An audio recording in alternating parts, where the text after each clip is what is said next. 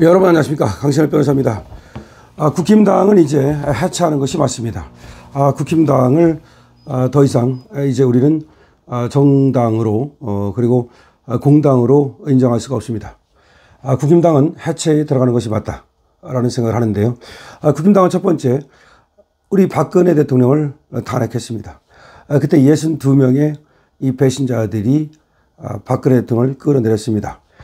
사실 박근혜 대통령을 그때 62명만 그렇게 배신을 때리지 않았더라면 그러면 대통령에서 내려올 일도 없었고 그러면 형사재판을 받을 일도 없었습니다. 후에 드러난 일은 박근혜 대통령에게 사실상 아무런 죄가 없다는 것입니다.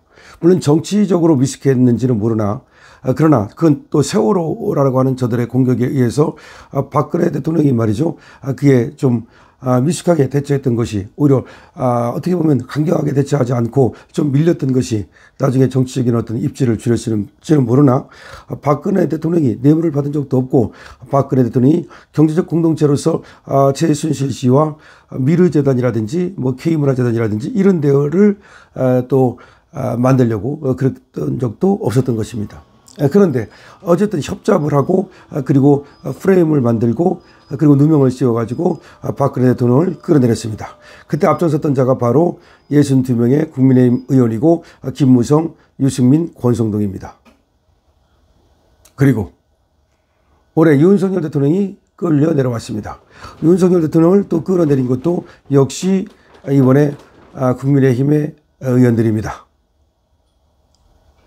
이 자들이 12명이나 배신을 때리면서 결국 200석을 만들어줬고 그래서 탄핵이 됐습니다. 탄핵만 되지 않았더라면 내란죄라는 것은 사실상 성립이 불가능하기 때문에 윤석열 대통령이 대통령을 뺏길 이유가 없습니다.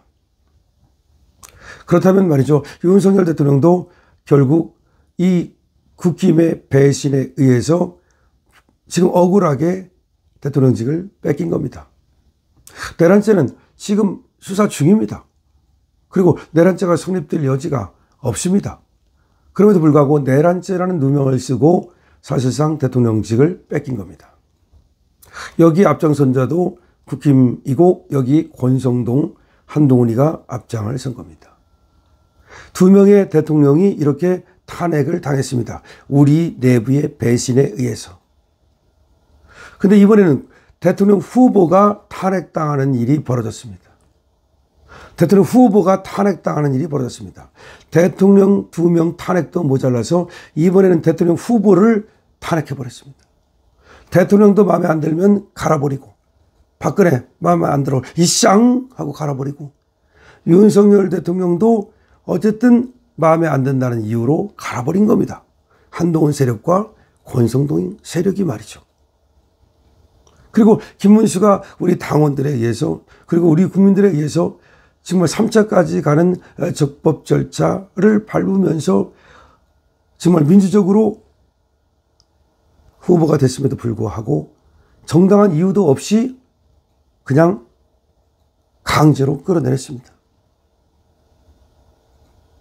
즉 국힘당 안에서의 쿠데타 탄핵이 벌어진 것입니다. 이걸 여러분 어떻게 설명해야 되겠습니까? 아무리 민주당이 어떠어떠니 얘기를 해도 민주당에서 이렇게 자당의 대통령을 그리고 대통령 후보를 끌어내린 적이 있습니까? 없습니다.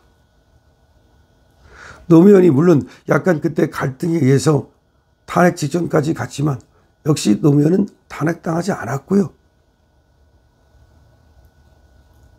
그리고 민주당에서 이렇게 저렇게 많은 일이 있었지만 대통령 후보를 끌어내리는 일도 없었습니다. 우리는 연달아서 탄핵당하고 감옥 가고 후보는 끌어내려오고 배신자는 또 그 틈을 타가지고서 권력을 찬탈하고 한덕수라는 인간, 여러분 어떻게 생각하십니까? 저 인간을 어떻게 생각하십니까? 그래도 우리 국힘의 후보니까 이재명을 이기기 위해서 한덕수를 우리는 선택할 수밖에 없다? 저는 국힘에 대한 지지 내지는 한덕수에 대한 여러분들의 지지 등을 모두 여러분께 맡기겠습니다. 열어놓겠습니다. 하지만 제가 밤에 이렇게 일어나서 새벽에 동영상을 찍는 이유는 그 인간들을 질타하기 위한 것입니다. 결코 그 인간들을 동조할 수 없습니다. 세상에 어떻게 아무리 인륜이 무너지고 아무리 권력 찬탈을 위해서 정말 부도덕과 그리고 불의가 판치는 세상이지만 이렇게 강제로 끌어내린단 말입니까? 아니 세상에 말이죠. 단일화라고 하는 것은 후보가 본인이 하는 겁니다. 노무현과 정몽준도 본인이 했어요. 아니 그냥 김문수를 갖다가 무조건 끌어내리고 이건 단일화가 아니에요. 김문수를 끌어내리고 한덕수를 그냥 운입한 거야. 그럼 한덕수는 밖에서 가만히 기다리고 있다가 그냥 어느새 잠자고 나니까 바로 이 국민의힘의 대선 후보가 돼 있는 거야. 돈 한 푼 안 들이고 노력 한번 안 하고. 그러니까 한덕수는 뭘 믿는 데가 있었어요. 11일까지 안 하면 나는 등록 안 한다. 이게 포기한다는 뜻인 줄 알았더니 그게 아니었어. 우리 순진한 사람들은 한덕수가 11일까지 안 되면 그냥 김문수 후보를 도와주고 내려간대. 한덕수 말로도 자기는 11일까지 안 되면 그럼 김문수 후보를 도와주겠다 그랬거든요. 그래서 순진한 사람은 다 그렇게 생각을 했어요. 그게 아니었어요. 당에 일임한다. 당에 위임한다. 한덕수는 계속해서 당에 맡기겠다. 당하고 다 이미 짬짬이가 돼 있는 거야. 그러니까 당이 그렇게 자기를 도울 거라는 것이 자신 있으니까 당에 맡긴다 그러지. 그러자도 이상하다고 생각했어요. 많은 사람들이. 아니 김문수가 우리 당 후보고 한덕수는 무소속인데 왜 무소속인 한덕수가 계속해서 국민의힘 지도부에 맡긴다. 국민의힘 당에 맡긴다. 저렇게 말을 할까. 경선이 진행될 때부터 모든 것은 각본이 짜 있었어요. 사기 경선입니다. 이 경선은 처음부터 그냥 요식행위였습니다. 들러리였습니다. 그 11명의 지금 경선 후보 모두 들러리였고 한동훈마저도 들러리였습니다. 그 똑똑한 척하는 한동훈마저도 이번 경선에서 완벽히 들러리를 선 거고 그야말로 저 쌍권의 꼭두각시가 된 겁니다. 지금 한동훈계에서 어떻게 나올지 모르겠습니다. 아마 이제 이 쌍권은 말이죠. 쾌재를 부를 겁니다. 어차피 대권에는 관심 없어요. 대선에 들어가는 그 어마어마한 돈, 그거를 이제 누가 주무르겠습니까? 결국은 한덕수가 주무르겠습니까? 아닙니다. 결국은 권성동과 권영세가 주무를 겁니다. 그리고 대선이 끝나면 한덕수는 어차피 사라질 겁니다. 그러고 나면 당권이 남습니다. 당권을 장악하려고 하는 게 권성동입니다. 그리고 내년에 지방선거에서 공천을 짭짤하게 하겠다는 겁니다. 어차피 이 권성동 같은 사람은 국민이 싫어하기 때문에 대선이라는 건 꿈도 꿔볼 수가 없어요. 그러면 당권이라도 갖겠다는 거죠. 당권을 갖고 말이죠. 공천권을 행사하고 예산권을 행사하고 인사권을 행사하고 그리고 운 좋으면 너 개헌해가지고서 혹시라도 나중에 무슨 수상이라도 한번 해볼까. 그런 생각을 하는 겁니다.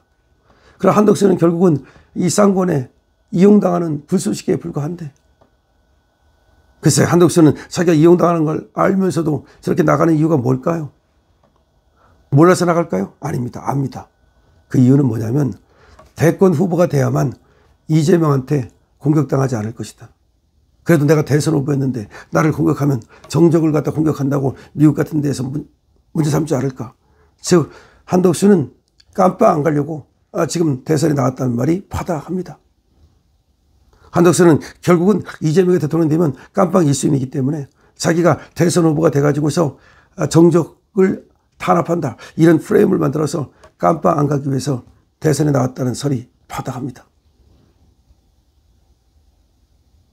자당의 대통령을 2명씩이나 탄핵하고 대통령 후보를 탄핵한 국민의힘. 여러분들 어떻게 생각하십니까? 그럼에도 불구하고 국민의힘을 지지하시겠습니까? 강시엽TV입니다.